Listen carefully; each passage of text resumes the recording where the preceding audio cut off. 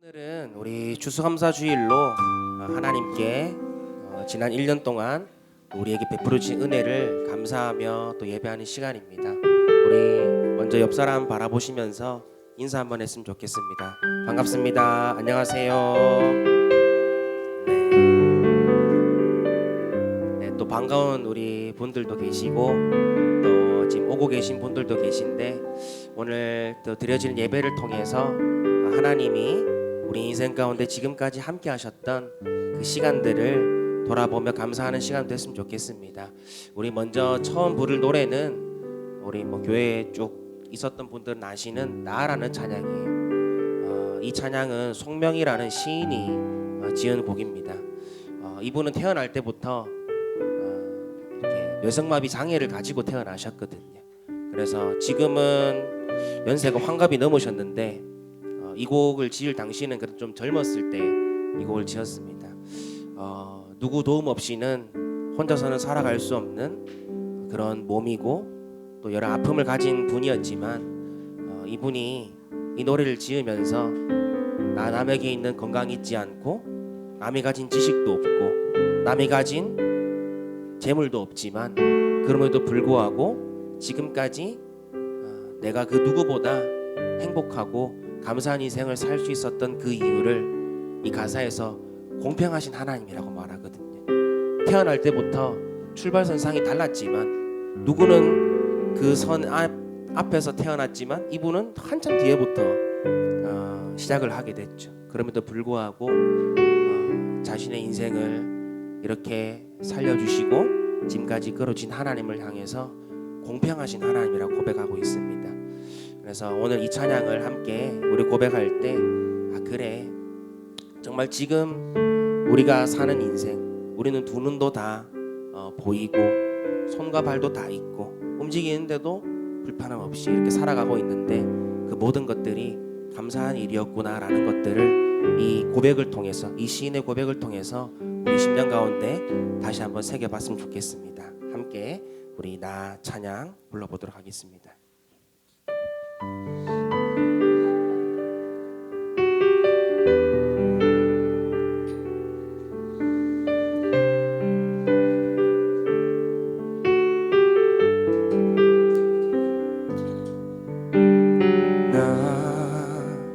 가진 재물 없으나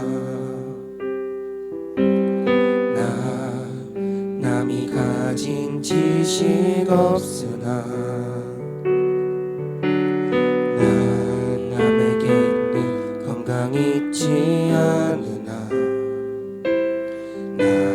남이 없는 것 있으니 나 가진 재물 없으나 가진 재물 없으나 남이 가진 지식 없으나 남에게 있는 건강이 있지 않으나 남이 없는 것 있으니 남이 못 본 것을 남이 못 본 것을 보았고 남이 듣지 못한 음성 들었고 남이 받지 못한 사랑 받았고 남이 모르는 것 깨달았네. 바로 그분이 공평하신 하나님이십니다. 공평하신 하나님이 남이 가진 건 나 없지만 공평하신 하나님이 남이 없는 것 갖게 하셨네. 나 가진 재물 없으나 가진 재물 없으나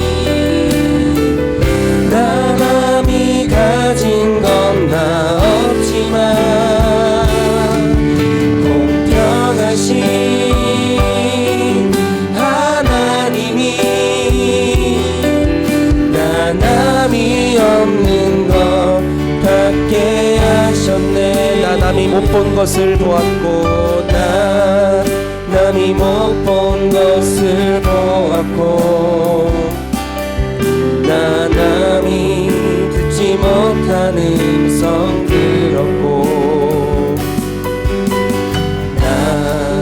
남이 받지 못한 사랑 받았고 남이 모르는 것 남이 모르는 것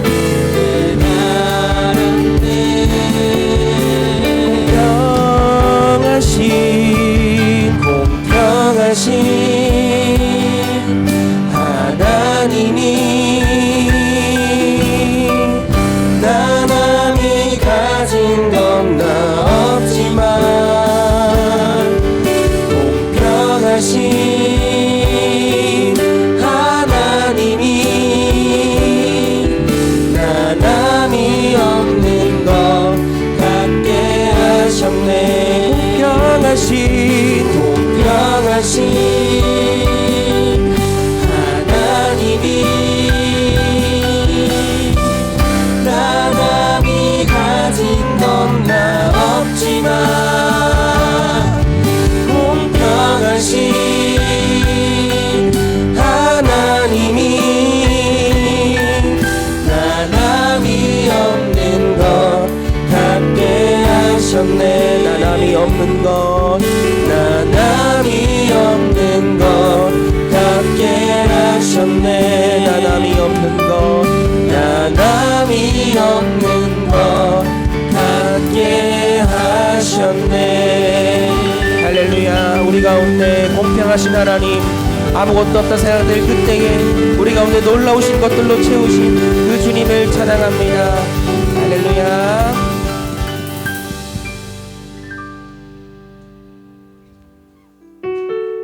그렇기 때문에 우리가 살아가고 우리가 숨쉬고 우리가 걸어가는 모든 길들이 당연한 것 아니라 하나님의 은혜임을 고백합니다.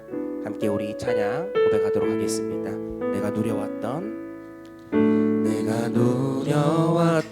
모든 것들이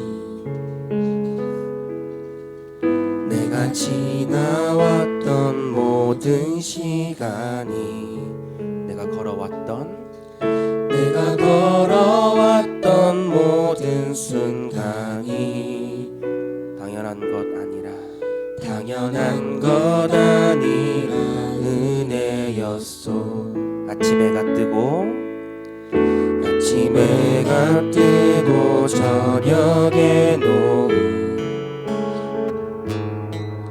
봄의 꽃향기와 가을의 열매 변하는 계절의 모든 순간이 당연한 것 아니라 은혜였소. 모든 것이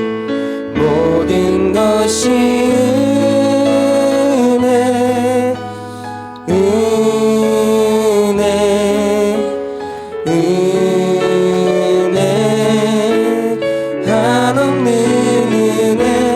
내 삶에 당연한 건 하나도 없었던 것을 모든 것이 은혜였소. 우리 자매들이 고백해봅시다. 내가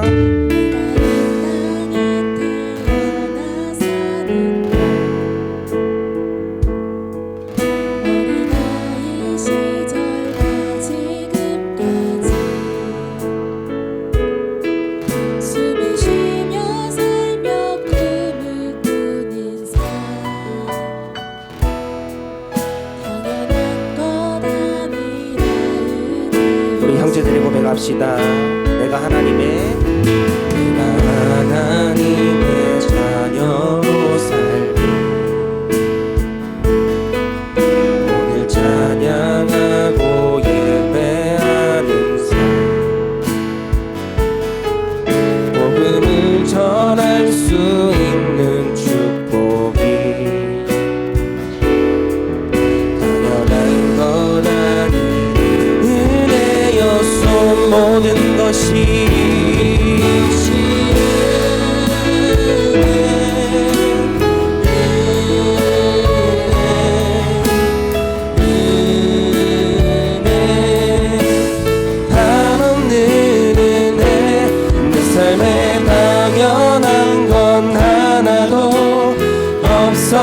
없었던 것을 모든 것이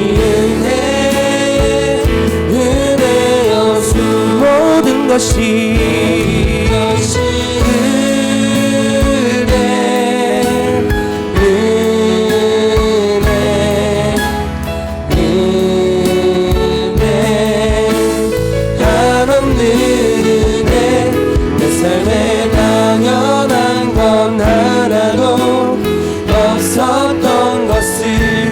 모든 것이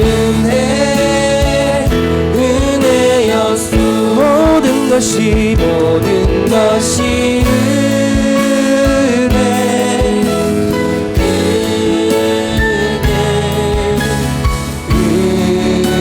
은혜 한없는 은혜. 내 삶에 당연한 건 하나도 없었던 것을 모든 것이 은혜였소. 모든 것이 은혜였소. 모든 것이 은혜였소. 할렐루야. 하나님께 감사와 영광의 박수를 올리며 나아갑시다. 아멘. 우리 삶에 당연한 것 하나도 없습니다. 그것을 우리가 은혜로 알고 살아갈 때 그것이 진정한 우리 삶의 행복이죠. 오늘 그 마음을 가지고 우리가 감사 위에 감사를 쌓을 때 오늘 주님께서 우리의 삶 가운데 더 놀라우신 하나님의 은혜와 평안과 기쁨을 우리에게 주실 줄 믿습니다. 할렐루야. 우리 그런 고백으로 우리 마지막으로 감사 위에 감사 함께 찬양하도록 하겠습니다.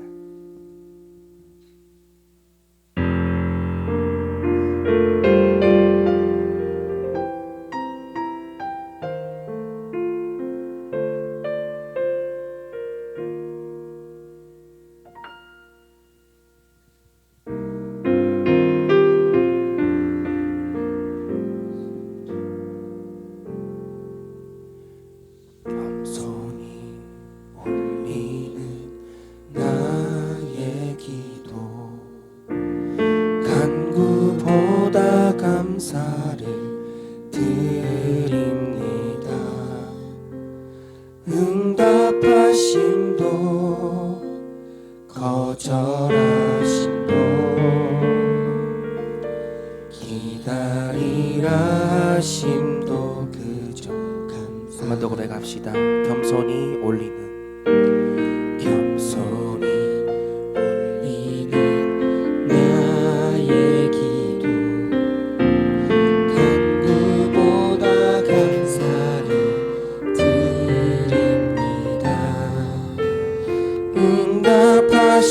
응답하심도 거절하심도 기다리라 하심도 그저 감사. 감사 위에 감사를 덮을 때 은혜 위에 은혜가 쌓이는 모든 일에 감사. 모든 일에 감사. 모든 순간에 그리 아니하실지라도 감사. 우리의 목소리를 올려서 고백합시다. 간절히 올리는 나의 기도 간구보다 감사를 드립니다. 기쁜 날에도 고통 중에도 주가 일하심을 믿으며. 우리 한 번 더 고백할까요? 간절히 올리는 나의 기도 간구보다 감사를 드립니다. 기쁜 날에도 고통 중에도 하심을 믿음 감사 위에 감사를 감사 위에 감사를 덮을 때 은혜 위에 은혜가 쌓이네 모든 일에 감사 모든 순간에 그리 아니하실지라도 감사 위에 감사를 감사 위에 감사를 덮을 때 은혜 위에 은혜가 쌓이네 모든 일에 감사 모든 순간에 그리 아니하실지라도 그리 아니하실지라도 그리 아니하실지라도 감사합니다. 그리 아니하실지라도 감사. 우리 다 함께 자리에 일어나서 우리 이런 고백을 했으면 좋겠습니다. 하나님, 우리가 예배할 때에 마르지 않는 샘물로 우리의 온 영혼을 채우시는 놀라우신 주님의 은혜를 찬양합니다. 우리 모두 예배하는 자 되어 온전히 영과 진리로 주를 예배하자. 주가 우리와 함께 영원히 함께 하시고 마르지 않는 샘물로 우리를 채우시리. 우리 모두 예배하는 자 되어 온전히 영과 진리로 주를 예배하자. 주가 우리와 함께 영원히 함께 하시고 마르지 않는 샘물로 우리를 채우시리라. 마르지 않는 샘물로 우리를 채우시리라. 마르지 않는 샘물로 우리를 채우시리라. 할렐루야. 우리 박수를 하나님께 영광 드립니다. 할렐루야. 우리 이 시간 마음을 모아 같이 세 가지 정도 같이 기도하기를 원합니다. 첫 번째는 하나님 이곳에 하나님의 영으로 충만하게 해주시고 내 마음을 하나님의 영으로 가득 채워 주시옵소서 위에서 기도하시고, 둘째로는 여러분이 살면서 여러분 힘과 노력으로 애써도 되지 않은 것들이 있을 것입니다. 이 시간 하나님 이것을 하나님의 능력으로 도와주시옵소서 위에서 기도하시고, 또 마지막으로 기도할 것은 연약한 이웃들을 위해서 같이 기도했으면 좋겠습니다. 우리 중에도 육신이 연약하여서 고통 중에 있는 성도들도 있고, 또 국제적으로는 전쟁 중에 있는 분들도 있습니다. 하나님의 은혜가 그곳에 임하게 하여 주시옵소서. 그들을 살려 주시옵소서. 이란 바람으로 같이 한번 한 1분간만이라도 소리내어서 같이 기도했으면 좋겠습니다. 기도하겠습니다. 좋으신 아버지 하나님, 은혜 감사합니다. 우리를 사랑해 주셔서 우리를 인도하여 주시니 감사를 드립니다. 오늘도 하나님의 영으로 충만하게 하여 주시고 이곳에 하나님의 영으로 충만케 하여 주시옵소서. 우리 한 사람 한 사람 심령 가운데 하나님의 영으로 임하여서 우리로 하여금 아버지의 뜻 가운데 행할 수 있도록 도와주시오기를 주여 간절히 바라고 원합니다. 아버지 하나님, 겸손히 하나님 앞에 나아갑니다. 내 힘으로 할 수 없었던 일들을 주님 앞에 고백하오니 주님 우리를 불쌍히 여겨주시고 우리에게 은혜를 베풀어 주시오기를 주여 간절히 바라고 원합니다. 아버지 하나님, 여러 가지 힘든 일을 만난 이들이 있습니다. 육신의 고통 중에 있는 이들도 있고 마음이 연약한 이들도 있고 또 믿음이 연약한 이들도 있습니다.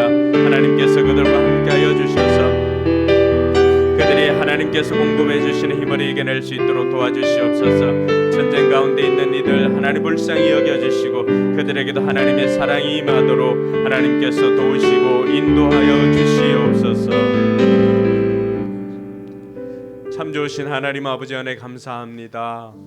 수고하고 무거운 짐을 진 우리들을 오늘도 초청해 주셔서 하나님께서 주시는 그 평강으로 인도해 주시니 감사를 드립니다. 예배를 드리는 이 시간에 온전히 하나님께서 영광 받아 주옵시고 우리 마음에는 하나님께서 주시는 평강이 임하게 하여 주시옵소서. 우리 힘으로 할 수 없는 일들도 오늘 또 하나님 앞에 기도하며 나아갈 때 하나님 도우시고 인도하여 주시옵소서. 여러 가지 힘든 상황 가운데 있는 이들이 문제를 보는 것이 아니라 문제 해결자 되시는 하나님을 바라봄으로 말미암아 해결되어지고 응답되어지는 것을 경험하게 하여 주시옵소서. 감사드리며 거룩하신 예수님 이름으로 기도드리옵나이다. 아멘. 네, 이 시간에는 우리의 신앙을 고백하는 시간입니다. 주문이 되지 않도록 제가 질문하면 여러분들이 여러분 마음으로 고백할 수 있기를 바랍니다. 처음 나오신 분들은 앞에 자막을 보고 하시면 되겠습니다. 우리 사도신경으로 신앙 고백을 하는데 3번역으로 하고 있습니다. 여러분들은 누구를 믿습니까? 나는 전능하신 아버지 하나님 천지의 창조주를 믿습니다. 여러분들은 누구를 믿습니까? 나는 그의 유일하신 아들 우리 주 예수 그리스도를 믿습니다.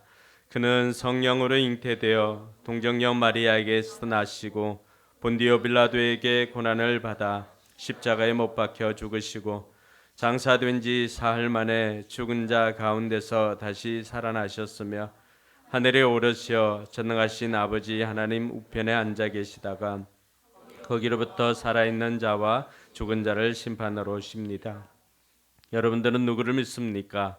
나는 성령을 믿으며 거룩한 공교회와 성도의 교제와 죄를 용서받는 것과 몸의 부활과 영생을 믿습니다. 아멘. 네, 자리에 앉아서 찬송가 563장 찬양 드리겠습니다.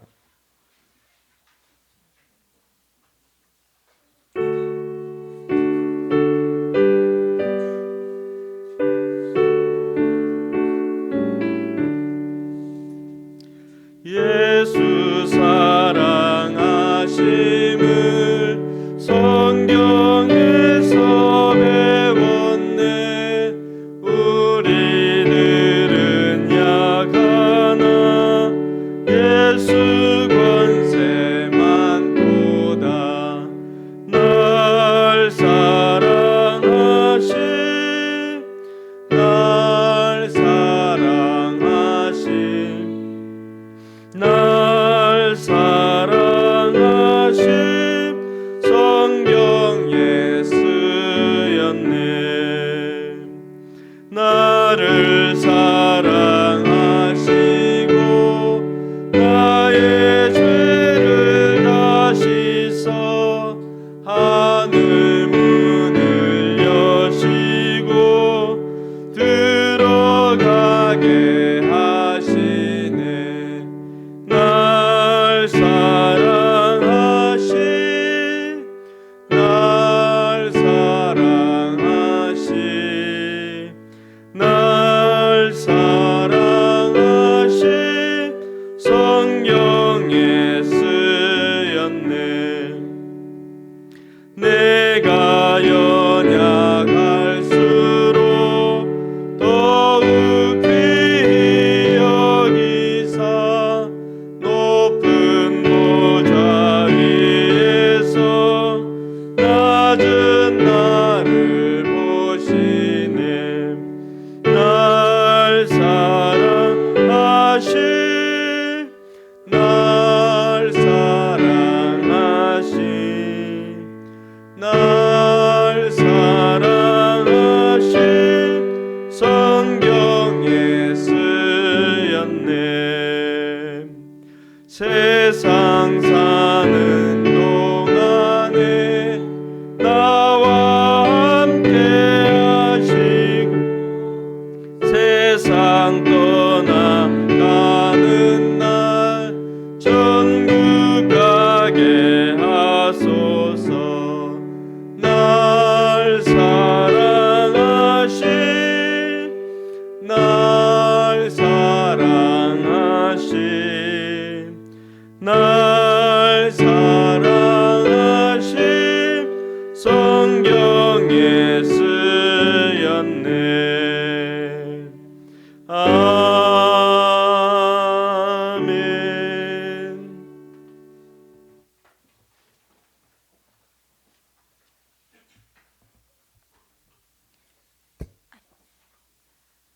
언제나 우리와 함께 하시며 연약한 우리에게 새 힘 주시는 전능하신 하나님을 찬양합니다.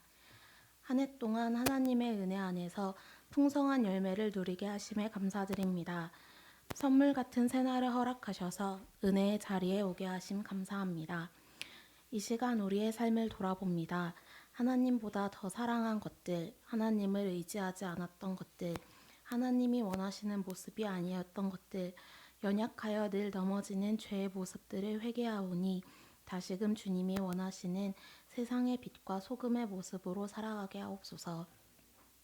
하나님, 오늘 나의 하루가 하나님의 선하신 계획이 이루어지는 일에 연결된 하루가 되길 원합니다. 주님이 원하시는 선한 도구로 우리를 만들어 가시고 사용하옵소서. 분주한 일상 속에서도 여전히 살아서 역사하시고 말씀하시는 성령 하나님의 세밀한 음성을 들을 수 있는 귀를 활짝 열어 주옵소서. 복잡한 세상 속에서도 여전히 완전한 지혜로 모든 일을 질서 있게 운행하고 계시는 성령 하나님의 일하심을 볼 수 있는 눈을 열어 주옵소서. 나라와 민족을 위해 기도합니다. 창조의 질서를 부정하는 비성경적인 법률이 제정되지 않게 하시고 대통령을 비롯한 위정자들이 하나님을 경외하는 자들이 되게 하옵소서. 정치적으로 안정이 되게 하시고 경제가 회복되게 하옵소서. 교회를 위해 기도합니다. 우리 교회가 하나님이 기뻐하시는 교회 되게 하옵소서. 하나님을 사랑하고 한 마음을 품어 이 사랑을 가지고 소외된 이웃을 사랑하고 섬기는 교회 되게 하옵소서. 하나님이 기뻐하시는 일을 풍성히 할 수 있도록 필요한 모든 것을 채워 주옵소서. 먼저 그의 나라와 그의 의를 구할 때 모든 것을 채우시는 하나님을 우리의 삶 속에서 경험하게 하옵소서. 우리의 신앙생활이 관습이 아니라 날마다 주님 안에서 새롭게 되고 주님과 동행하는 삶을 살아내길 소망합니다. 이를 위해 하나님의 마음을 우리 마음에 부어 주옵소서. 다음 세대가 복음으로 부장한 신실한 세대가 되게 하시고 어린이 교회와 청소년부, 청년부의 전도의 문을 열어 주옵소서. 각 목장, 목자, 목녀, 목부님들의 사업장과 직장을 축복하셔서 목양하는 데 물질적으로 어려움이 없게 하소서. 기도와 말씀 묵상으로 영적으로 강건하게 하시고 올해는 각 목장에 VIP가 와서 분가의 기쁨을 누리게 하옵소서. 담임 목사님을 위해 기도합니다. 성령 충만함으로 주님이 주신 사역들을 잘 감당하게 하옵소서. 성령님의 작은 음성에도 민감하게 반응하며 순종하게 하옵소서. 사모님께도 지혜와 체력을 더하여 주셔서 돕는 배필로 함께 하나님의 일을 잘 감당하게 하옵소서. 이유한 목사님 가정에도 함께 하셔서 건강을 지켜주시고 가정에 필요한 물질들을 채워주시며 기도하는 제목들을 응답해 주옵소서. 말씀 앞에 섭니다. 말씀 전하시는 목사님께 성령 충만함을 더하여 주옵소서. 듣는 우리의 마음과 기도 열어주셔서 삶의 문제들이 덜어지고 하나님 안에서 참 평안과 자유를 누리는 시간 되게 하옵소서. 완전하신 지혜로 이번 한 주 우리의 삶도 인도해 주실 것을 믿사오며 예수님의 이름으로 기도드립니다. 아멘.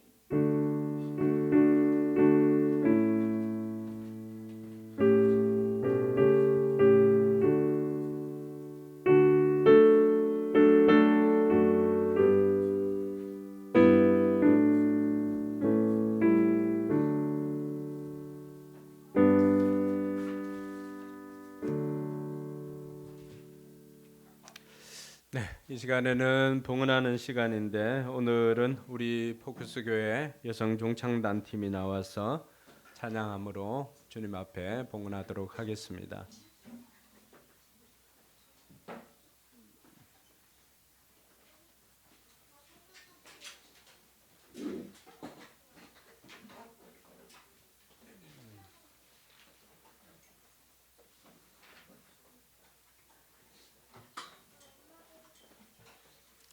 네.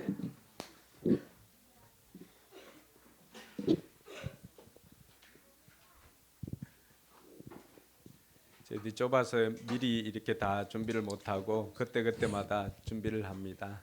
양해를 바랍니다. 네. 네, 저희들이 이 찬양을 급하게 좀 준비했습니다. 여기 우리 성도님들과 그리고 오늘 처음 나오신 우리 VIP 분들이 이 가사에 많은 은혜 받으시고 하나님의 사랑을 경험하는 귀한 시간이 되었으면 좋겠습니다.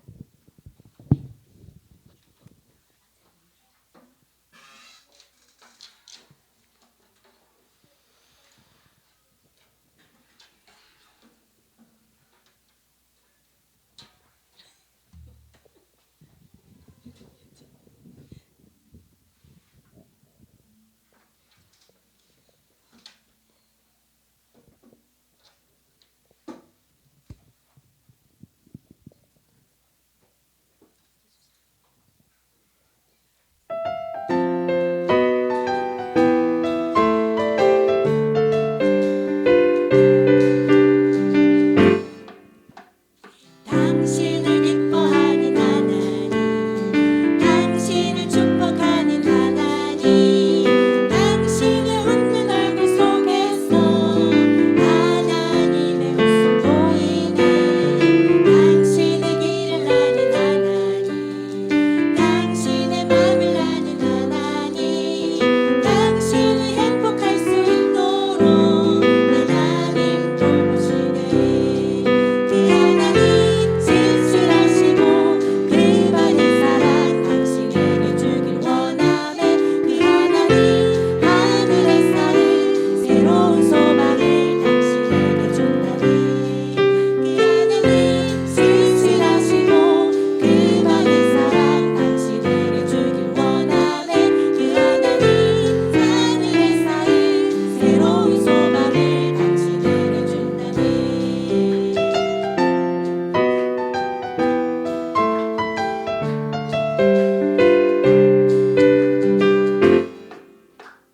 당신을 기뻐하는 하나님, 당신을 축복하는 하나님, 당신이 웃는 얼굴 속에서 하나님의 웃음 보이네.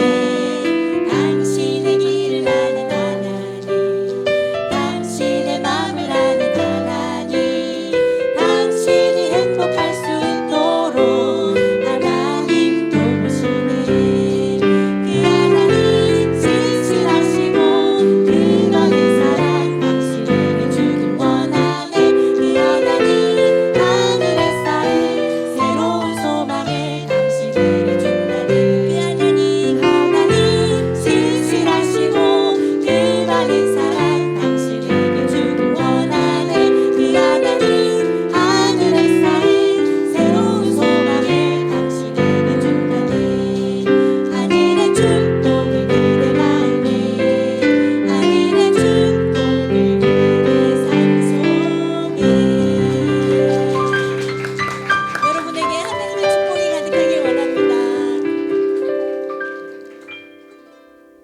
아멘. 네.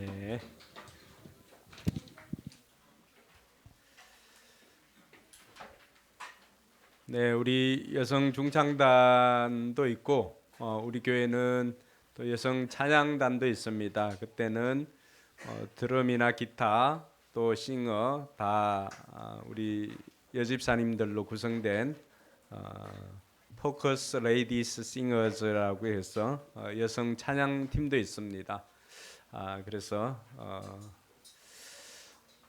이렇게 아름답게 또 찬양을 해주셔서 감사합니다.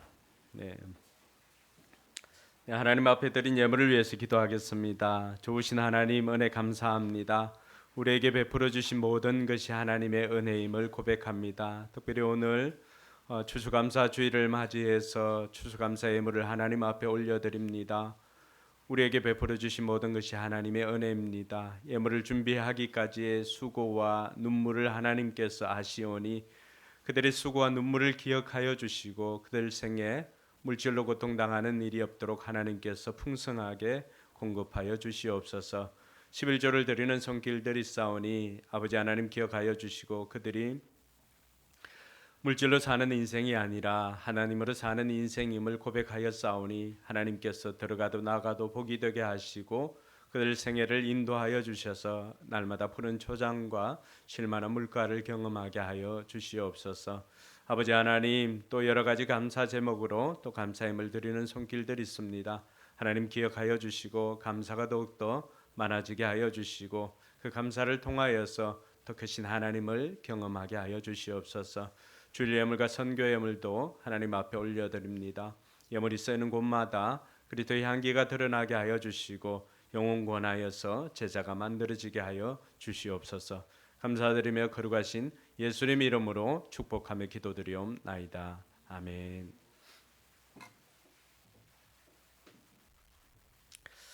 네, 오늘 하나님 말씀은 구약 성경입니다. 구약 성경 신명기 10장 12절에서 13절까지의 말씀입니다.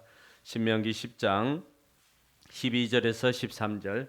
예, 우리 교회는 말씀을 읽을 때는 자리에서 일어나서 다 같이 읽습니다. 하나님의 말씀이기 때문에 그렇게 합니다.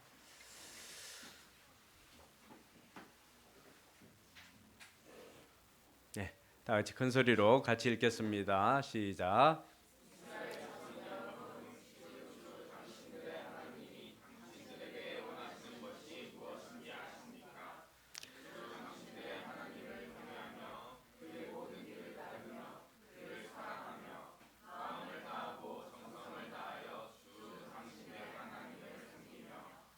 당신들이 행복하게 살도록 내가 오늘 당신들에게 명하는 주 당신들의 하나님의 명령과 규례를 지키는 말이 아니겠습니까? 아멘. 네, 말씀 듣기 전에 5분씩 만나서 여러분 복을 한번 빌어주시기 바랍니다. 하늘 복 많이 받으세요. 이렇게 인사하시면 됩니다. 하늘 복 많이 받으세요. 손도 잡아주시고 하늘 복 많이 받으세요. 네. 예수 믿는 사람들이 복 빌어주면은 그대로 됩니다. 네, 하늘 복 많이 받으세요. 하늘 복 많이 받으세요. 네, 하늘 복 많이 받으세요. 네, 오늘은 교회 절기로는 추수감사주일입니다. 추수감사주일은 한 해 동안 우리에게 베풀어 주신 하나님의 은혜에 감사하여서 또 하나님 앞에 영광 돌리는 그러한 주일이기도 합니다. 한 해를 돌아보면은 내가 원하는 대로 되지 않은 것도 있을 것입니다. 또 어떤 것들은 내가 원하는 것보다도 더 잘된 것들도 있을 것입니다. 근데 여러분, 큰 그림 속에서 보면은 때로는 내가 원하지 않았던 일들도 때로는 내가 원하는 것보다 더 잘된 그 모든 것들도 결과적으로는 우리가 이 레이스를 다 달려보면은 다 우리에게 도움이 되었다는 것을 다 알 수가 있을 것입니다. 찬송가에도 그런 가사가 있습니다. 그 풍랑 인하여 우리가 더 빨리 나아갑니다. 풍랑이나 고난이나 이런 것들이 때로는 우리 삶을 힘들게 하지만 또 그것으로 인해서 다른 것에 정신 팔지 않고 오히려 더 집중해서 나아갔더니만 결과적으로는 훨씬 더 빠르고 좋은 결과가 있었다는 고백이기도 합니다. 그래서 우리가 감사절을 보내고 또 우리의 삶에 감사를 하는데, 여러분, 감사는 믿음의 행위입니다.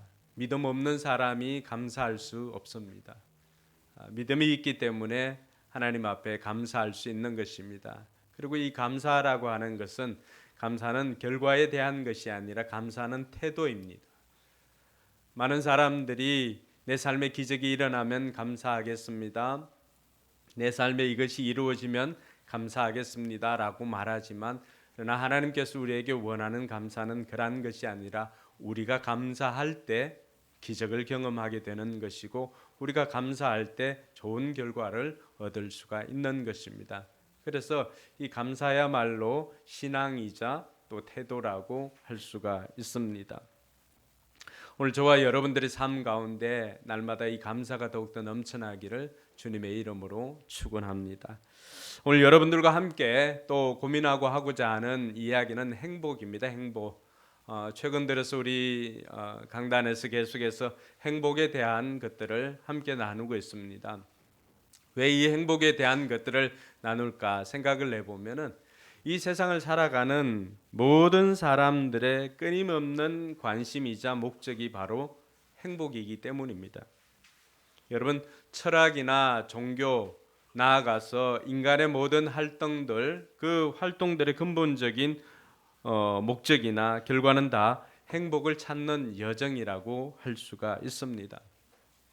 그래서 영국의 철학자이자 또 수학자인 버틀란트 러셀은 자신의 책 행복론에서 그 세 가지 행복을 찾는 조건을 이렇게 이야기를 합니다. 첫째는 자기 반성.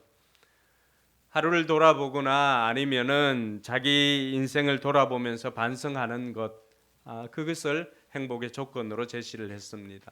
또 하나는 여행이라고 소개를 했습니다.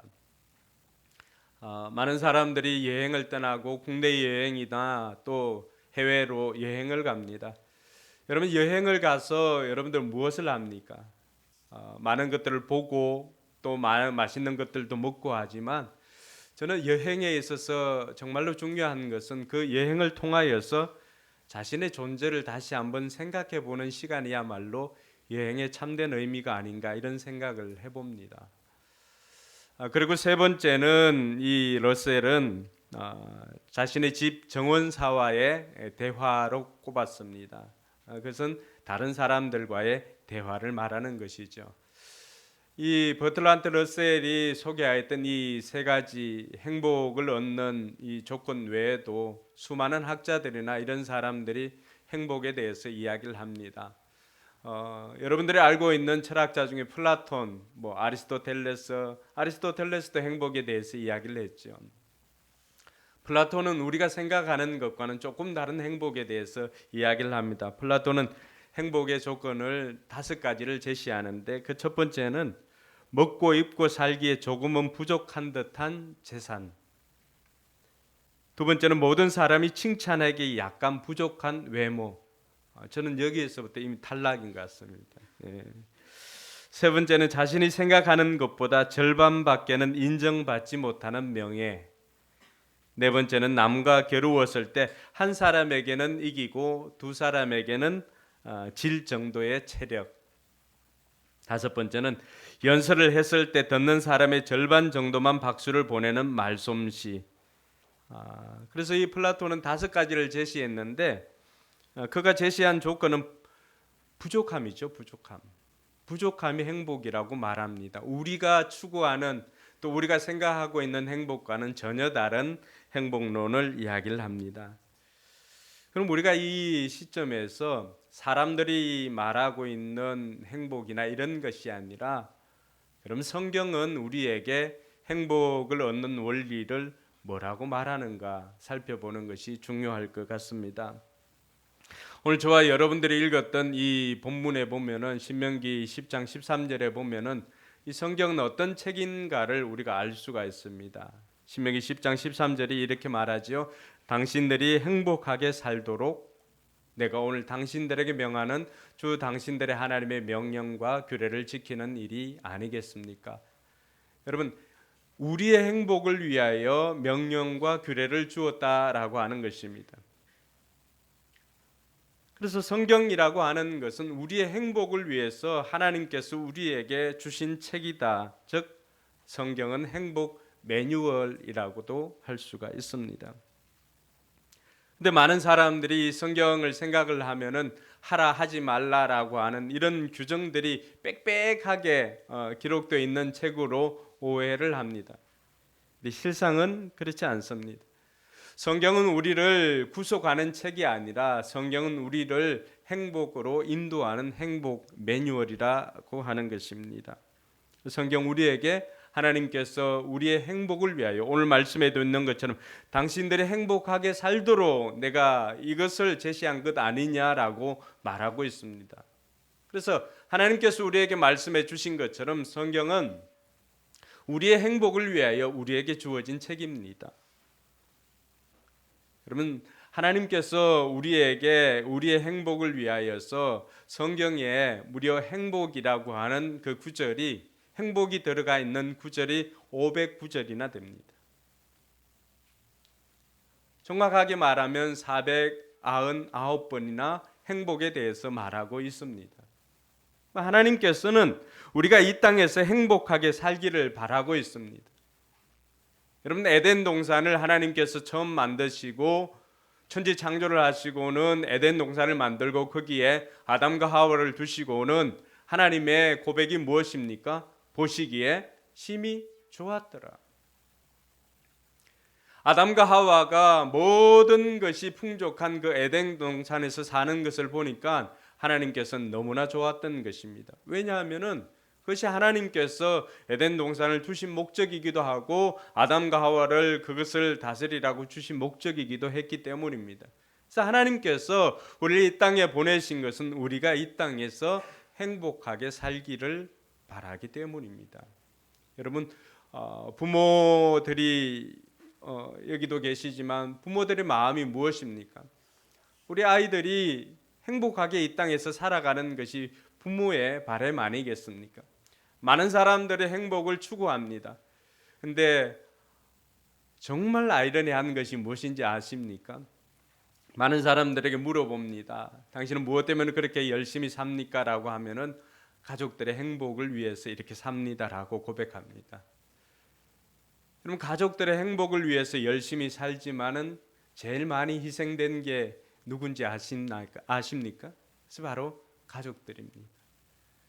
가족들의 행복을 위해서 정작 열심히 살지만은 그러나 그 열심히 사는 것으로 인해서 늘 가족들이 희생을 당하고 가족들이 피해를 보고 가족들이 그 모든 것에서 배제가 됩니다.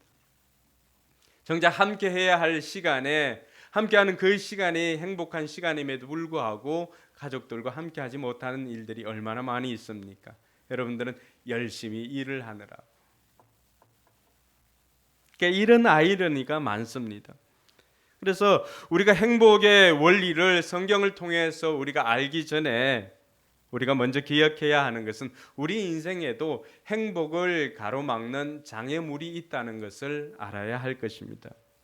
그래서 이 행복에 대한 장애물을 제거하기까지는 결코 우리는 이 행복을 누릴 수가 없습니다. 그 장애물이 무엇일까? 성경은 그 장애물이 우리의 죄라고 그렇게 말하고 있습니다. 여러분 성경 로마서 3장 23절에 이렇게 되었습니다. 같이 한번 읽어볼까요? 모든 사람이 죄를 범하였습니다. 그래서 사람은 하나님의 영광에 못 미치는 처지에 놓여 있습니다. 여기 보면 모든 사람입니다. 빠지는 사람이 없습니다. 나는 죄를 안 지었는데 라고 말하는 사람들도 있을 것입니다. 그런데 우리가 엄밀히 이야기하면은 하지 말아야 할 것을 하는 것도 죄지만 해야 할 것을 하지 않는 것도 죄입니다.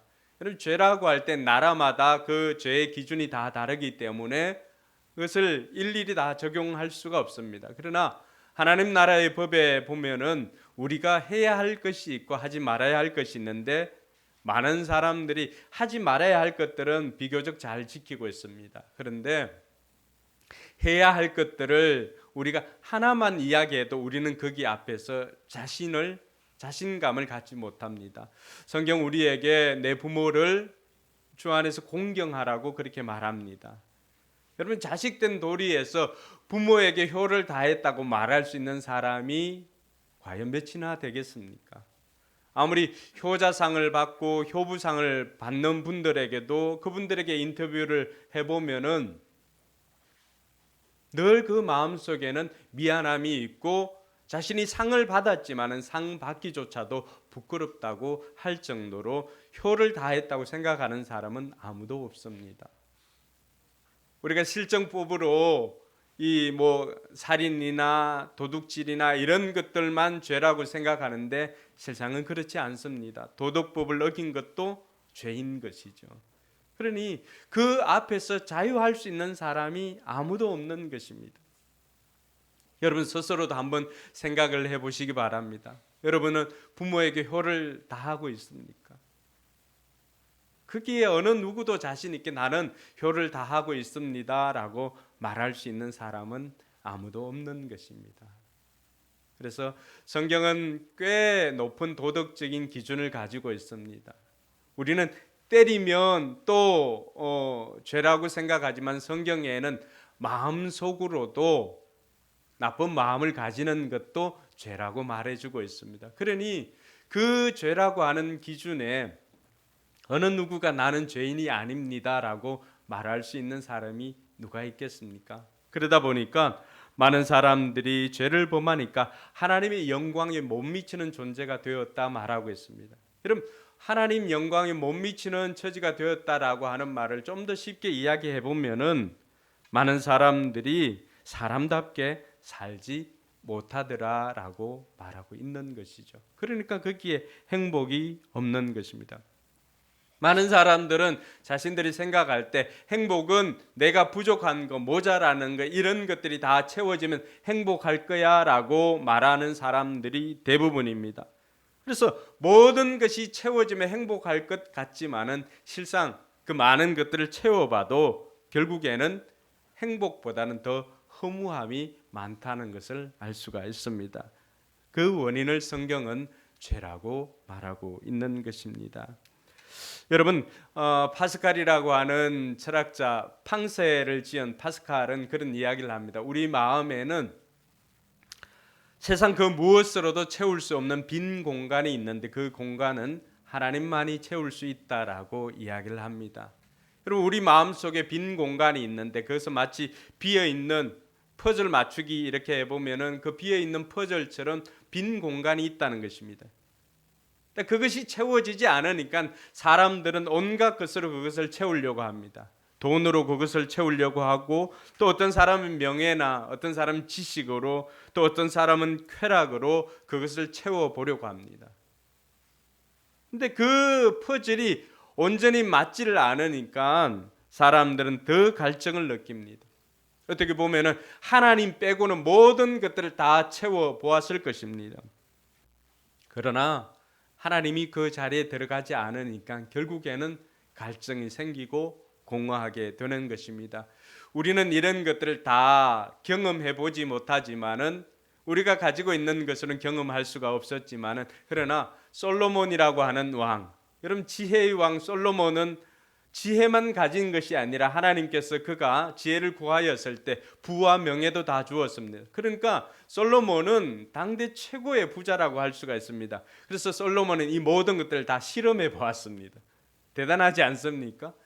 그러니까 식물도 동물도 다 연구를 해 보았고요. 세상의 쾌락이라고 하는 것은 어떤 종류의 쾌락도 다 자기가 경험을 해 보았습니다. 이 세상에 존재하는 모든 쾌락이나 모든 행복을 위해서 다 실험을 해보았습니다. 마치 과학자처럼. 그리고 썼던 책이 전도서라고 하는 책입니다. 여러분, 놀랍게도 이 전도서 1장 1절이 뭐라고 기록된지 아십니까? 같이 한번 읽어볼까요? 다윗의 아들 예루살렘 왕 전도자의 말이다. 그리고는 그가 고백하는 2절부터 고백하는 것은 헛되고 헛되니 헛되고 헛되다 모든 것이 헛되다라고 하면서 무려 그 한 절에, 전도서 1장 2절부터 나오는 그 한 절에 헛되다라고 하는 말씀이 5번이나 들어가 있습니다. 모든 것을 경험을 하고 모든 것들을 다 실험해보고 온갖 것으로 그 비어있는 것을 채우려고 노력했지만 행복보다는 더 갈증이 심하고 더 허무함만이 있더라고 하는 것입니다. 여러분, 선진국에서 왜 자살률이 높을까요? 많은 사람들이 돈으로 채우면은 그 모든 갈증들이 없어질 것으로 생각했지만은, 그러나 돈으로 채워보아도 그 갈증은 채울 수가 없으니까 사람들은 스스로 목숨을 끊는 일이 많이 있습니다. 여러분, 이 모든 것들을 경험한 솔로몬이 전도서 마지막 장 마지막 절, 전도서 12장 13절에 뭐라고 고백했을 것 같습니까? 같이 한번 읽어볼까요? 할 말은 다 하였다. 결론은 이것이다. 하나님을 두려워하여라. 그분이 주신 계명을 지켜라. 이것이 바로 사람이 해야 할 의무다. 여러분, 어떠세요? 여러분들은 아이고 그래도 좋으니까 돈으로 벼락이라도 한번 맞아봤으면 좋겠다 생각하는 사람들이 많잖아요.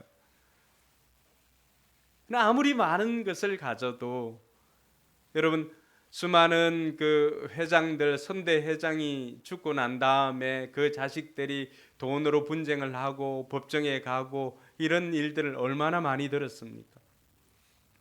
제가 아는 목사님이 그런 이야기를 하더라고요.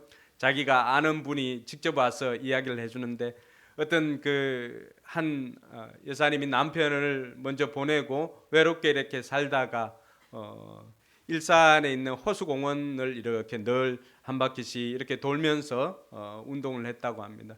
그렇게 돌다가 어느 날 그 멋진 할아버지 한 분을 이렇게 만나가지고 서로 이야기를 하고 마음이 맞아가지고 결국에는 나중에는 같이 결혼을 하고 살게 되었다고 이야기를 합니다. 그렇게 한참을 이렇게 지내다가 어느 날 이 할아버지가 돌아가셨어요. 돌아가시면서 이분에게 재산을 70억이나 남겼습니다. 여러분 마음속에 와 70억.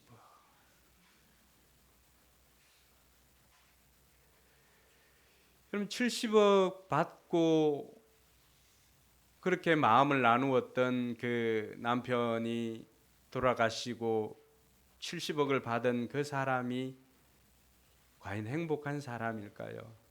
물론 그날 이후로 호수공원으로 혼자서 또 운동하는 여사님들이 더 많아졌다는 이야기는 있지만은 돈이 많다고 해서 과연 행복할까?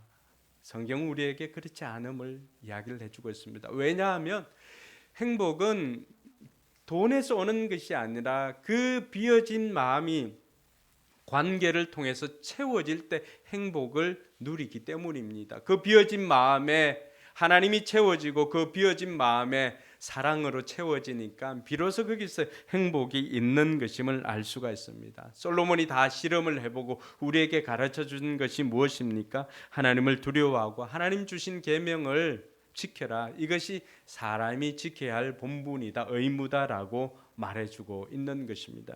근데 우리는 결국 이 죄의 문제, 행복을 향하는 이 걸림돌, 이 죄의 문제가 해결되지 않으니까 결코 이 행복을 누릴 수가 없게 되었습니다. 그래서 하나님께서 우리에게 이 죄의 문제를 해결하라고 우리에게 보내주신 분이 있습니다. 선물처럼 보내주신 분이 있는데 그분이 바로 우리가 신뢰하고 신앙하고 있는 예수 그리스도가 바로 하나님의 선물이십니다. 여러분 예수님께서 이 땅에 오신 것은 이 행복의 걸림돌인 죄의 문제를 해결해 주시기 위해서 이 땅에 오셨습니다. 세상의 그 어떤 것으로도 해결할 수 없는 죄의 문제를 예수님께서 이 땅에 오셔서 십자가의 지심으로 그 모든 죄를 다 죄값을 치르시고 우리에게는 죄 용서의 그 은혜를 베풀어 주셨던 것입니다.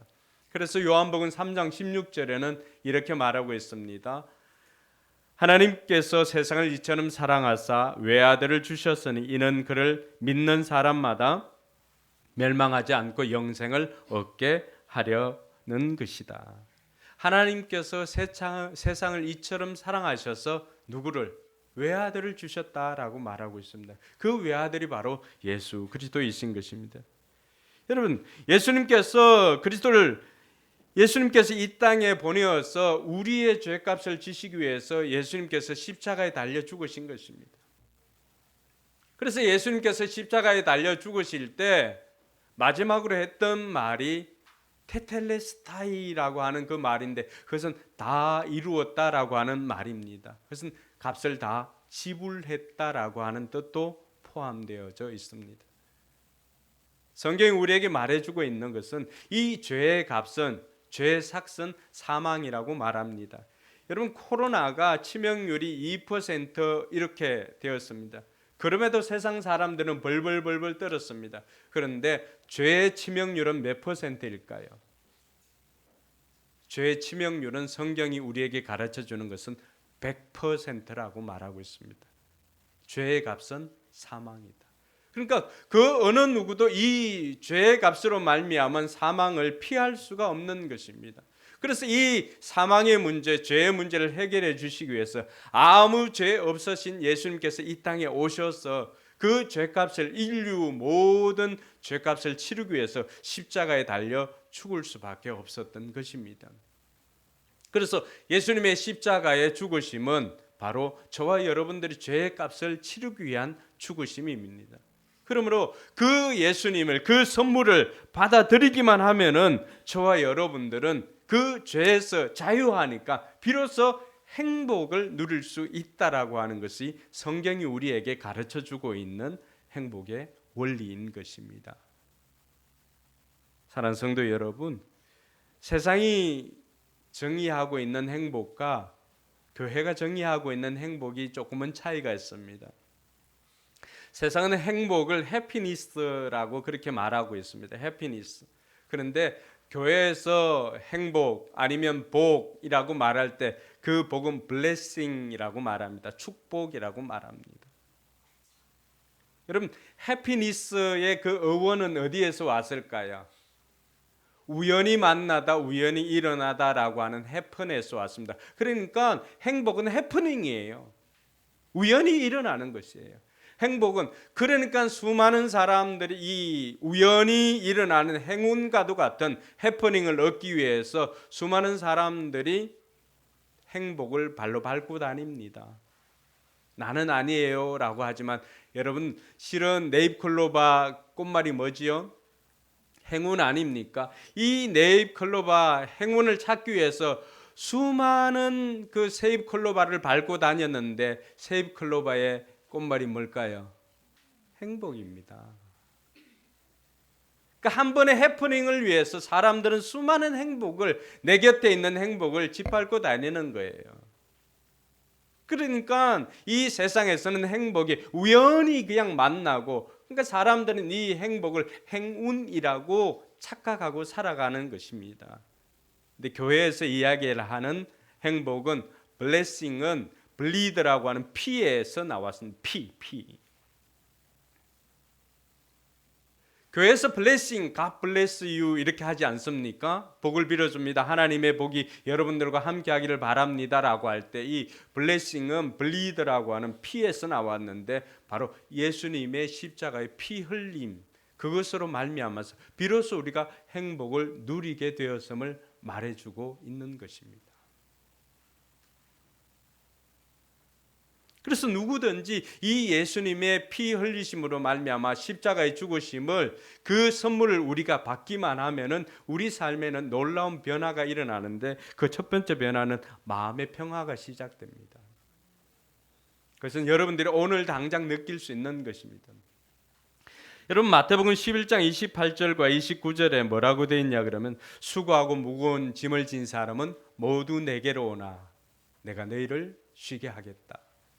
나는 마음이 온유하고 겸손하니 내 멍에를 메고 나한테 배우라. 그리하면 너희는 마음의 쉼을 얻을 것이다. 많은 사람들이 이 쉼을 얻기를 위해서 돈으로 침대를 삽니다. 여러분, 돈으로 에이스 침대를 살 수는 있지만 잠을 살 수는 있을까요? 그 평안함은 누가 주는 것입니까? 그래서 많은 사람들이 착각하는 것이 바로 그것입니다. 세상은 우리에게 참 평안을 줄 수가 없습니다. 그러나 예수를 마음속으로 받아들이는 그 사람들에게 예외 없이 당장이라도 시작되는 것은 마음의 평화입니다. 제가 우리 교회를 통해서 51명이 세례를 받았는데, 세례를 받기 전에 꼭 예수 영접 모임을 하게 됩니다. 그때는 오늘처럼 제가 원색적인 복음을 논리적으로 잘 설명을 하면은 나중에 이 사람들이 그럼 나도 예수님을 믿겠습니다라고 고백을 하는 사람들, 그 사람들에게 세례를 줍니다. 예수 영접 모임을 하고 난 다음에 끝내고 예수님 마음속으로 모신 사람들에게 예외 없이 질문을 합니다. 마음이 어떻습니까? 그러면 지금까지 단 한 명의 예외 없이 동일하게 고백하는 것은 마음이 너무 평온하다는 것입니다. 여러분, 왜 그럴까요? 오늘 우리가 읽었던 말씀 속에 비결이 있는 것이죠. 수고하고 무거운 짐을 진 사람들아 다 내게로 오라. 내가 너희를 쉬게 하겠다. 여러분, 우리는 언제 초청을 할 수가 있을까요? 오늘 우리 GGMB 사장님도 이렇게 오셨는데, 최소한 우리가 손님을 받거나 이렇게 할 때는 우리에게 준비된 것들이 있을 때, 예를 들어서 오늘 샌드위치와 커피를 100명분을 준비했다 그러면 100명 정도는 다 오십시오 할 수가 있습니다. 왜냐하면 100명이 오면은 100명분은 내가 준비를 했으니까 줄 수가 있기 때문에 오라고 할 수가 있는 거죠. 마찬가지입니다. 예수님께서는 뭐라고 말합니까? 수고하고 무거운 짐을 진 사람은 모두입니다. 모두 내게로 오라. 내가 너희를 쉬게 하겠다. 예수님께는 뭐가 있다는 거예요? 예수님께서는 수고하고 우리를 이 땅에 살아가고 있는 사람들 한 사람 한 사람 별명을 뭐라고 지었습니까? 수고하고 무거운 짐을 진 사람들이라고 표현을 했습니다. 그 사람들은 다 예수님께로 오라는 것입니다. 왜요? 예수님께서 세상이 줄 수 없는 쉼을 주시겠다는 것입니다. 나는 마음이 온유하고 겸손하니까 내 멍에를 메고 나한테 와서 배우라는 거예요. 그리하면 너희는 마음에 쉼을 얻을 것이다. 지금까지 여러분들을 불면의 밤을 보내게 했던 그 수많은 문제들도 여러분들이 가지고 있으면은 문제거리가 되고 불면의 문제가 되지만은 그러나 그것을 가지고 주님 앞에 나와서 기도라고 하는 것을 통해서 주님께 맡기면 주님께서 책임지시겠다는 것입니다. 주님께서 그것을 대신 맡고 우리에게 주시는 것이 있습니다. 그게 뭘까요? 그것이 평화입니다. 그것이 평강입니다.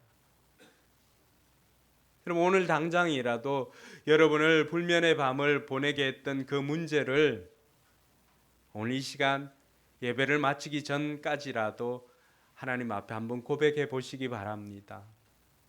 그럼 하나님께서 그 고백을 들으시고 여러분들에게 세상이 줄 수 없는 평화를 주실 것입니다. 그것이 예수님을 마음속에 받아들이는 사람들에게 주신 축복인 것입니다. 두 번째는 온갖 저주와 고통에서 자유할 수가 있습니다.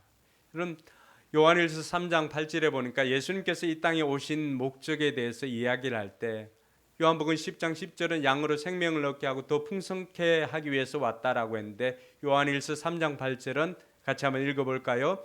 죄를 짓는 사람은 악마에게 속해 있습니다. 악마는 처음부터 죄를 짓는 자이기 때문입니다. 하나님의 아들이 나타나신 목적은 악마의 일을 멸하시려는 것입니다. 여러분 요한일서 3장 8절 그 하반절에 우리가 읽었던 것처럼 하나님의 아들 예수님께서 이 땅에 오신 것은 그 악마의 일, 마귀의 일을 멸하기 위해서 왔다라고 했습니다. 우리가 살아가면서 노력이 부족해서 행복을 누리지 못하는 것 아닙니다. 여러분 최선을 다해서 살고 있는 거 여러분도 알고 하나님도 알고 계십니다. 근데 우리 인생의 행복을 가로막는 것이 또 하나 있다라고 하는 것을 알 수가 있습니다. 죄뿐만이 아니라 그것은 바로 우리가 사탄이라고 부르는 악마인 것입니다.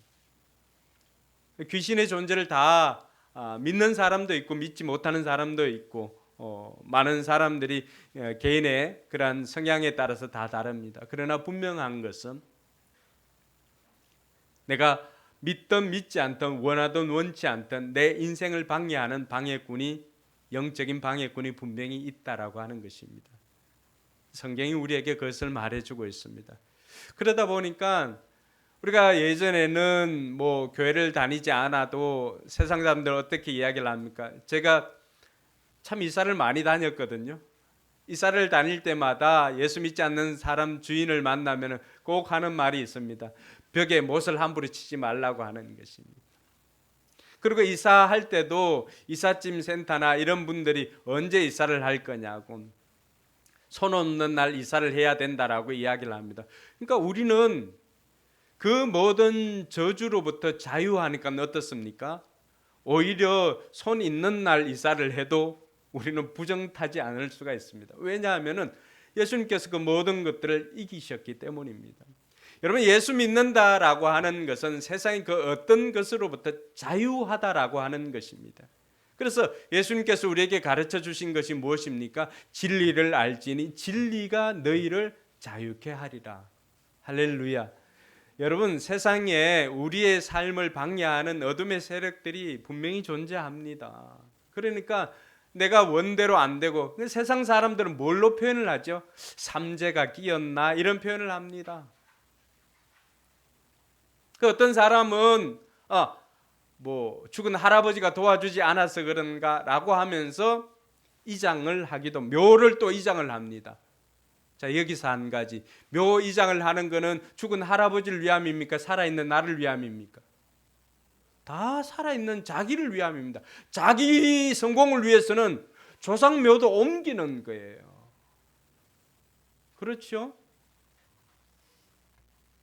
여러분, 그러면서 온갖 이야기들을 다 하고 있습니다. 우리가 분명히 보아야 합니다. 근데 예수님께서 오신 것은 이 마귀가 하는 일을 멸해버리기 위해서 오셨다라고 말하고 있습니다. 그러니까 예수님을 마음속에 받아들이는 사람은 세상의 그런 저주나 이런 것들로부터 진정 자유하다라고 하는 것입니다. 손 없는 날 있는 날 가릴 것 없습니다. 여러분들 편한 날 이사할 수가 있고, 언제든지 못도 박을 수가 있고, 어떤 저주로부터 자유할 수가 있습니다. 심지어는 가게에 내려오는 저주들 있지 않습니까? 어떤 가정들 보면은 자살하는 가정들이 많이 있습니다. 어떤 가정들 이혼하는 가정들이 많이 있습니다. 여러분, 그것이 그냥 우연히 그렇게 되었을까요? 그렇지 않습니다. 분명히 그러한 것들을 방해하는 영들이 있습니다. 그런데 예수 그리스도를 구주로 영접하는 그 순간에 이 모든 저주로부터, 죄의 저주로부터 자유하심을 믿으시기 바랍니다. 그것이 예수님을 받아들인 사람들에게 주시는 복입니다. 그리고 예수님의 이 선물을 받아들인 사람은 죽음의 문제가 해결되어집니다. 요한복음 5장 24절에 보니까요, 내가 진정으로 너희에게 말한다. 죽은 사람들이 하나님의 아들의 음성을 듣고 나를 보내신 분을 믿는 사람은 영원한 생명을 가지고 있고 심판을 받지 않는다. 그는 죽음에서 생명으로 옮겨갔다. 여기 보면은 영원한 생명을 가지고 있고 심판을 받지 않고 죽음에서 생명으로 옮겨갔다라고 이야기를 합니다. 여러분, 이것이 죽음의 문제가 해결된 사람들의 고백인 것입니다. 여러분, 세상 그 어디에 죽음을 앞에 두고 노래하는 사람들, 노래하는 종교가 어디 있습니까? 그리고 죽음에 대해서 주 안에서 죽는 자들이, 지금 이후로 주 안에서 죽는 자들이 복되다라고, 그 죽음을 복되다라고 고백하는 종교가 어디에 있습니까? 기독교는 죽음 앞에서 찬양하는 종교이고, 죽음 앞에서 그 죽음이 복되다라고 말할 수 있는 종교가 기독교입니다. 왜 그럴까요? 이 죽음의 문제를 해결했기 때문입니다. 할렐루야. 제가 목사이기 때문에 수많은 사람들의 임종을 맞을 때가 많습니다. 그분들이 임종을 맞기 위해서 도와줄 때가 많이 있는데, 여러분, 예수 믿고 돌아가는 사람과 그렇지 않은 사람의 죽음은 병의 유무를 떠나서 확연히 차이 납니다. 왜 그럴까요? 예수 믿고 죽은 사람들, 그 사람들을 면면을 보면은 여러분 너무나 평안하게 이 세상과 입을 하는 것을 보았습니다. 왜 그럴까요? 가야 할 곳이 있기 때문입니다. 오늘 말씀에도 보니까 영원한 생명을 가지고 있고 심판을 받지 않기 때문에 죽음에서 생명으로 옮겨가는 것입니다. 여러분, 아이들이 이쪽 그 부모님에게 와가지고 놀다가 부모님이 그 아이를, 자는 아이를 들어가지고 자기 방에 이렇게 누워둡니다. 그러면은 다음날 눈을 떠보면 어디입니까? 분명히 큰 방에서 잤는 것 같은데 자고 일어나니까 자기 방이에요. 여러분, 이것이 신자의 죽음입니다. 죽음에서 생명으로 옮겨갔다라고 하는 것이 이것입니다. 이 땅에서 살아가지만은, 그러나 이 땅에서 죽음을 맞이한 그 순간에 하나님께서 우리를 들어서 천국으로 옮겨 놓습니다. 그리고 눈을 떠보면 어디예요? 천국이에요. C.S. 루이스가 천국을 표현할 때 그런 표현을 합니다. 천국이라고 하는 것은 내가 눈을 떴을 때 다시 이 땅으로 돌아가게 될까 봐 두려워하는 것이 천국이라고 했습니다. 기가 막힌 표현 아닙니까? 수많은 사람들이 천국을 세상의 언어로, 사람의 말로 표현을 해봅니다. 그러니까 세상 사람들이 소중하게 여기는 것, 금이나 진주나 보석으로 천국을 표현을 합니다. 그러나 그 어떤 것보다도 그날 아침에 눈을 떴을 때 이 땅으로 다시 보내질까 봐 두려워하는 곳, 그곳이 바로 천국입니다. 그만큼 좋다라고 하는 것입니다. 사랑하는 성도 여러분, 저희 어머님이 몇 년 전에 폐암으로 돌아가셨는데요. 폐암 그 진단을 받고 13년을 사셨는데 보통은 뭐 6개월이나 1년 이렇게 말하지 않습니까? 그럴 때 제가 폐암 걸린 어머님과 이렇게 대화를 하다가 제가 물어본 적이 있습니다. 엄마, 죽는 게 무섭지 않나? 이렇게 죽음이 무섭지 않은가요? 라고 물었습니다. 그랬을 때 이미 이제 예수님을 영접하고 신앙생활을 했던 저희 어머님은 그런 고백을 합니다. 동건아, 내가 죽는 것은 두렵지 않은데 내가 동네 사람들한테 다 전도를 못한 것은 주님 앞에 가서는 두려울 것 같다라고 이야기를 했습니다. 육신은 비록 폐암으로 인하여서 살은 빠지고 때로는 골반이나 이런 곳에 그 암세포들로 인해서 통증이 심할 때도 있었습니다. 그런데 그 하루하루를 매일 그 감사일기를 이렇게 쓰고요. 감사노트를 쓰고는 그 하루하루를 감사로 지내고 그리고 자신의 몸을 간증의 도구로 씁니다. 동네 분들 만나면은 나를 봐라. 나를 이렇게 암에서 살려주신 하나님을 보고 나를 보고 예수님을 믿으라고 하면서 동네 분들 많은 분들을 전도했습니다. 이 세상에서 우리가 제일 두려워하는 것이 무엇입니까? 죽음 아닙니까? 마지막에는 죽음이 있지 않습니까? 그런데 예수님을 받아들인 사람들에게는 이 죽음의 문제가 해결되어지는 것입니다. 할렐루야. 이 죽음이 해결되어지니까 진정한 자유와 행복이 거기에 있는 것입니다. 사랑하는 성도 여러분, 오늘 이처럼 하나님 앞에 나와서 예배하는 여러분들이 그럼 나는 예수님을 받아들이고 그 행복을 얻으려면 나는 어떻게 하면 될 것인가? 나는 어떻게 해야지라고 생각하는 사람들이 있을 것입니다. 그 사람들은 오늘 이 시간을 통하여서 예수님을 자신의 주님으로 영접할 수 있기를 주님의 이름으로 축원합니다. 요한계시록 3장 20절은 이렇게 말합니다. 보아라, 내가 문 밖에 서서 문을 두드리고 있다. 누구든지 내 음성을 듣고 문을 열면 나는 그에게로 들어가서 그와 함께 먹고 그는 나와 함께 먹을 것이다. 여러분, 함께 먹는 사이를 뭐라고 말합니까? 식구라고 말하죠. 식구. 근데 문을 두드리는데 이 문은 밖에서 손잡이가 없습니다. 전기차라서 그런 게 아니고 우리 마음의 문입니다. 밖에서 열 수 있는 게 아닙니다. 여러분, 하나님은 우리의 마음에 그냥 들어올 수도 있습니다. 그럼에도 불구하고 함부로 하지 않는 것은 우리에게, 여러분 들어보셨나요? 자유의지를 주었습니다. 기계적으로 다 우리가 하나님을 사랑합니다, 하나님을 받아들입니다 하면은 그게 무슨 의미가 있고 가치가 있습니까? 여러분, 식당 앞에 그 풍선이 늘 이렇게 해가지고 이렇게 인사하는데 거기에 감동받는 사람 있습니까? 감동받는 사람 없잖아요. 왜 그래요? 그럼 기계적으로 발을비 들어가서 이렇게 하는데 그게 무슨 감동이 있습니까?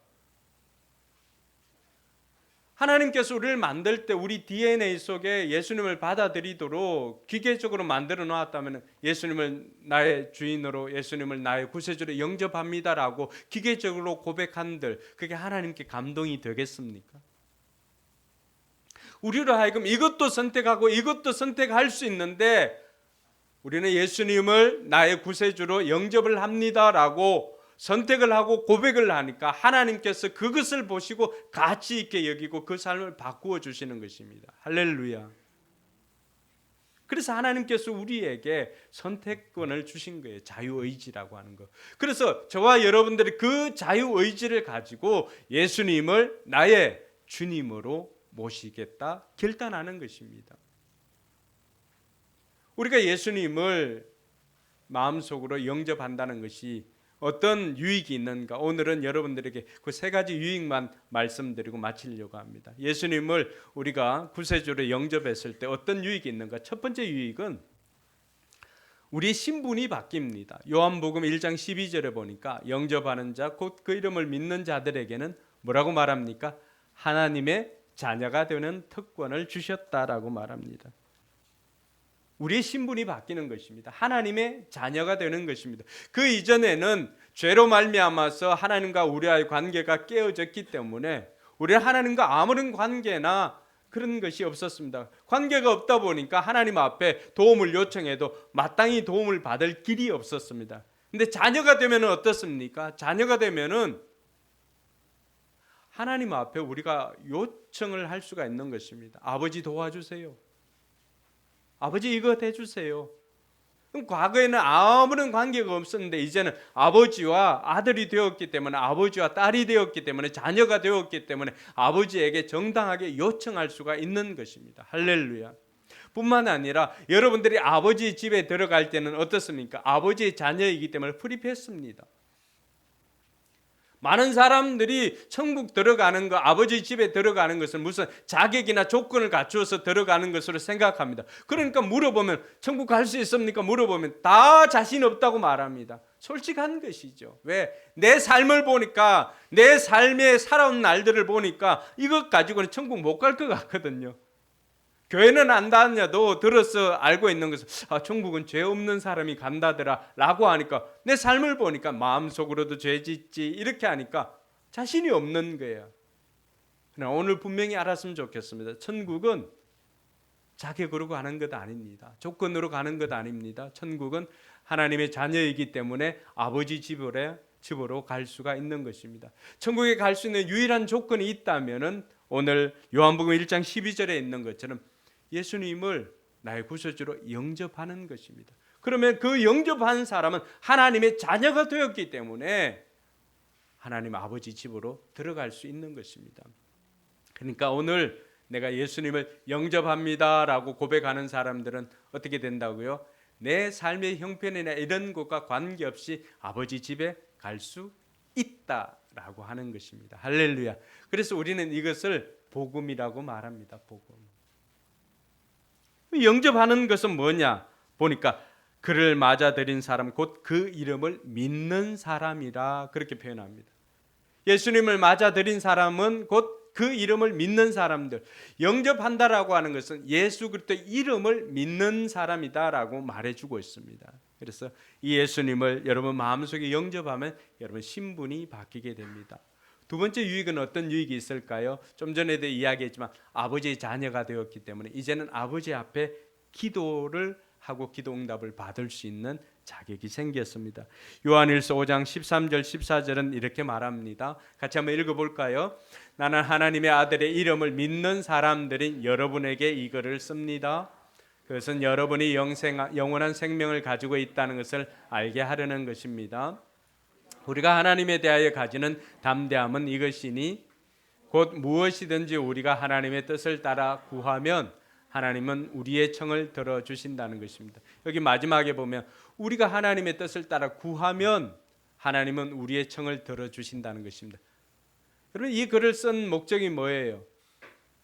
아들의 이름을 믿는 여러분들에게 영원한 생명이 있다는 것. 그리고 또 하나는 뭐예요? 아버지의 뜻대로 무엇을 구하면 하나님께서 들어주시겠다는 것입니다. 이것이 기도 응답인 거죠. 기도 응답의 복입니다. 여러분 놀라운 특권 아닙니까? 지금까지 여러분들이 사람에게 가서 도움을 요청했을 때 때로는 그 사람이 도와주지 않으면 관계가 깨어질 때도 있습니다. 그런데 하나님께서는 우리가 하나님께 도움을 요청하면 하나님께서는 언제든지 하나님의 때 그 모든 것을 이루어 주십니다. 그것이 기도 응답이고 우리의 표현으로는 그것을 은혜라고 표현을 하고 있습니다. 이 자리에 오신 여러분들이 그 어떤 것보다도 예수님을 여러분의 마음속에 주인으로 구세주로 영접하여서 이 기도 응답의 복을 받기를 주님의 이름으로 축원합니다. 마지막으로 살펴볼 것은 우리 청소년들에게도 청년들에게도 너무나 중요한 것입니다. 뭐냐 그러면은 그것은 우리 인생의 목적을 발견하게 되는 것입니다. 누가복음 5장 10절에 보면은 베드로가 예수님을 만난 그 장면이 있습니다. 그게 이렇게 되어 있습니다. 또한 세베대의 아들들로서 시몬의 동료인 야고보와 요한도 놀랐다. 예수께서 시몬에게 말씀하셨다. 두려워하지 말아라. 이제부터 너는 사람을 낚을 것이다. 이제부터는 여기에 나오는 두려워하지 말아라. 이제부터 너는 사람을 낚을 것이다. 이렇게 되어 있잖아요. 베드로가 어부였지만 여기에 나오는 이제부터는 시간적인 의미를 이야기를 하지 않습니다. 여러분 베드로 베드로가 예수님을 자기 배에 태우기 전까지는 그 배는 빈 배였습니다. 프로 낚시꾼이고 프로 어부였던 베드로가 아무리 밤새도록 이렇게 했지만은 빈 배의 인생이었습니다. 여러분, 힘으로 살아왔던 그 날들이 빈 배의 인생 아니었습니까? 그런데 베드로가 예수님을 자기 배에 모시는 그 순간에 어떤 일이 생겼습니까? 깊은 곳에 가서 그물을 던졌을 때 베드로는 만선의 기쁨을 누리게 되었습니다. 이것이 예수님을 자기 생에 모신 사람들에게 주시는 또 다른 복입니다. 이것은 하나님께서 그들에게 주시는 스페어 복이라고 할 수가 있습니다. 그런데 많은 사람들이 이 복에만 눈이 팔리다 보니까 정작 중요한 걸 놓쳐버립니다. 빈배가 만선을 이루는 복을 누렸는데 그때 예수님께서 베드로에게 해주신 것이 무엇입니까? 그게 이제부터는입니다. 이제부터 너는 사람을 낚는 어부가 될 것이다. 여러분, 지금까지는 의미 없이 하루하루를 보내왔다라고 한다면은 예수님을 그 마음속에 모신 이제부터는 어떻게 됩니까? 그 삶에 진정한 의미 있는 것을 살아갈 것인데, 과거에 그냥 물고기 잡는 어부에서 이제는 사람을 잡는 어부로, 사람을 낚는 어부가 되게 해 주시겠다라고 하는 것은 이제부터는 정말로 보람되고 가치 있는 삶을 살게 해 주시겠다는 인생 목적을 그가 찾게 해 주신 것입니다. 할렐루야. 많은 사람들이 자기에게 뭐가 중요한지를 모르는 사람들이 있다면 오늘 이 시간 예수님을 마음속으로, 현우도 밖에 돌아라, 예수님을 마음속으로 모시고는 여러분 인생의 진정한 목적을 발견하는 은혜가 있기를 주님의 이름으로 축원합니다. 여러분, 눈을 한번 감아 보시기 바랍니다. 오늘 저는 여러분들이 예수님을 구주로 영접하면은 세 가지 유익이 있음을 말씀드렸습니다. 그 유익은 다른 것이 아니라 신분이 바뀌게 되고요, 기도응답을 받게 되고 인생의 목적이 생기게 될 것이다 라고 이야기를 했습니다. 여러분 마음속에 이러한 유익이 있다면은 그럼 나도 예수님을 구주로, 예수님을 나의 주인으로, 예수님을 나의 구세주로 영접하고 싶습니다 라고 생각하는 사람들이 있을 것입니다. 그 사람들을 위해서 제가 기도로 도움을 줄 수가 있습니다. 그 사람들은 손을 들어서 한번 표를 해주시기 바랍니다. 예수님을 나의 구세주로 모시고 내 인생에 나도 이런 유익을 누리며 살기를 원합니다 라고 생각하는 사람들 손을 들어 표를 해주시고, 이미 그런 삶을 살고 있는 성도라 할지라도 나도 그렇게 살고 싶습니다 라고 하는 분들은 손을 들어서 한번 표를 해주시기 바랍니다. 네, 감사합니다. 감사합니다. 제가 이제 기도로 여러분들을 도와드리겠습니다. 저를 따라서 같이 한번 기도하시길 바랍니다. 하나님 아버지, 감사합니다. 내가 죄인인 것을 인정합니다. 내 죄를 용서해 주시기 위하여 예수님께서 십자가에 달리신 것을 제가 믿습니다. 이제 예수님을 내 마음속에 모시길 원하오니 예수님 내 마음에 오시옵소서. 예수님을 나의 주인으로, 예수님을 나의 구세주로 모시며 살겠습니다. 이제부터 하나님을 나의 영원한 아버지로 모시며 살겠습니다. 나를 영원토록 인도하여 주시옵소서. 예수님 이름으로 기도드립니다. 아멘. 여러분 감사합니다. 예수님을 마음속으로 영접하는 사람에게는 하나님의 자녀로서 그 특권을 누리게 됩니다. 그 어떤 순간도 아니라 지금 이 순간부터 여러분들이 하나님의 자녀로서 살게 되는 것입니다. 그래서 여러분들 이제는 이러한 자유함이 있음을 깨닫고 힘들고 어려울 때마다 예수님 도와주십시오 고백할 수 있기를 바랍니다. 이제 자리에 일어나서 우리 행복이라고 하는 찬양하고 제가 기도하고 마치겠습니다.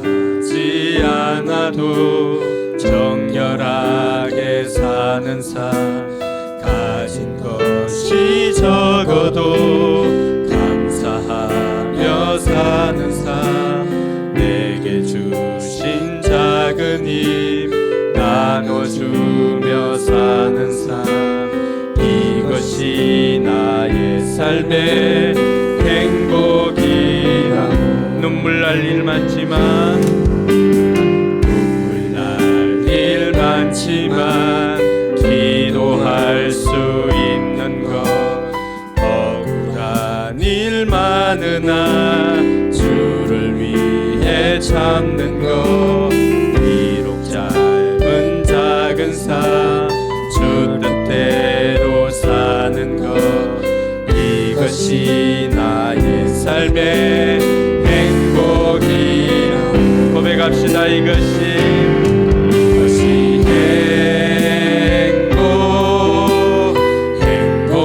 행복이라오 세상은 알 수 없는 하나님 선물 이것이 행복이라오 하나님의 자녀로 살아가는 것 이것이 행복이라오. 기도하겠습니다. 이제는 구주 예수 그리스도의 은혜와 하나님의 무한한 사랑과 성령 하나님의 감동감화 교통 충만하심의 역사가 하나님의 자녀가 되어서 많은 유익을 누리고자 다짐하는 우리 모든 성도들과 오늘 함께한 모든 이들 위해 이제로부터 영원토록 함께 있을지어다. 아멘.